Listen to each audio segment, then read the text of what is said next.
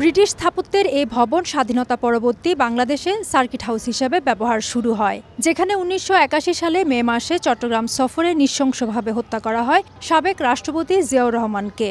পরে ১৯৯৩ সালে একে রূপান্তর করা হয় জিয়া স্মৃতি জাদুঘরে, যেখানে স্থান পেয়েছে জিয়াউর রহমানের বিভিন্ন ব্যক্তিগত সামগ্রীর পাশাপাশি ইতিহাসের বেশ কিছু ঘটনা প্রবাহ। কিন্তু গত ১৭ বছর এই জাদুঘরকে নিয়ে হয়েছে নানা ষড়যন্ত্র। সোমবার চট্টগ্রাম সফরে এসে জিয়া স্মৃতি জাদুঘর পরিদর্শন করেন সংস্কৃতি উপদেষ্টা মোস্তফা সরওয়ার ফারুকী। ঘুরে দেখেন জাদুঘরের বিভিন্ন কক্ষ। গত ১৭ বছর ধরে অবহেলিত এই জাদুঘরকে পূর্ণাঙ্গ জাদুঘরে পরিণত করতে সংশ্লিষ্টদের বিভিন্ন মতামত শোনার পাশাপাশি দেন নানা দিক নির্দেশনা। পরে চট্টগ্রাম সার্কিট হাউসে এক সংবাদ সম্মেলনে যোগ দেন সংস্কৃতি বিষয়ক উপদেষ্টা। জানান, জিয়া স্মৃতি জাদুঘরকে পূর্ণাঙ্গ জাদুঘরে পরিণত করতে পরিকল্পনা নিয়েছে সরকার। এরই মধ্যে বরাদ্দ দ্বিগুণ করা হয়েছে। জিয়া স্মৃতি জাদুঘরও আমাদের জাদুঘরের অন্তর্গত একটা প্রতিষ্ঠান। এটা আসলে প্রপারলি মিউজিয়াম হিসেবে এখনো কনভার্টেড হয়নি।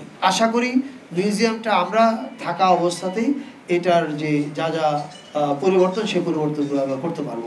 আগামী বছর থেকে চট্টগ্রামের দুই ঐতিহ্য জব্বারের বলি খেলা এবং সাম্পান বাইচের সঙ্গে সাংস্কৃতিক মন্ত্রণালয় যুক্ত হওয়ার ঘোষণা দেন তিনি। জব্বরের বলি খেলা আয়োজনের সঙ্গে সংস্কৃতি মন্ত্রণালয় যুক্ত হবে। জব্বরের বলি খেলা এখন থেকে কালচারাল হেরিটেজের একটা ইম্পর্টেন্ট জিনিস হিসেবে আমাদের ক্যালেন্ডারের মধ্যে আমরা অন্তর্ভুক্ত করার সিদ্ধান্ত নিয়েছি। একই সঙ্গে সাম্পান ১০০০ বছরের চিটাগাংয়ের জন্য এবং এই সাম্পান বাইচের সঙ্গে সংস্কৃতি মন্ত্রণালয় যুক্ত হচ্ছে। সফরে উপদেষ্টা নগরীর জাতিতাত্ত্বিক জাদুঘর, মুসলিম ইনস্টিটিউট ও জেলা শিল্পকলা পরিদর্শন করেন। ফেরদৌস লিপি, সময় সংবাদ, চট্টগ্রাম।